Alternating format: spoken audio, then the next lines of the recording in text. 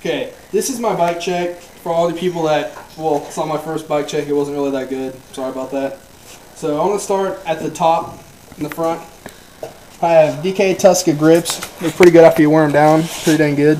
You get really grippy and all. I got Eastern bars. Pretty scratched up, as you can see. And then we go to the stem. It's a Shadow Strike front load. I painted it red. I got a Sputnik headset right here. I have Eastern Cobra stock forks. The DK stock wheel. It's unsealed, as you can tell. Eastern Burnout.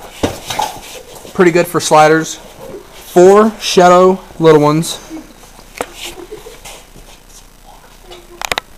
Now as we move on, I got nitrous piston frame, 20.5. I got Eastern stealth cranks. And then I have either a Kink or United sprocket, 30 tooth. And as we go up, I have a Verde stock and a Verde pivotal seat post. Have my HSL Pride wristband right here.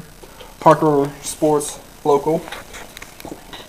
And a stock DK seat clamp right here. I have Eastern pedals, unsealed, as you can tell.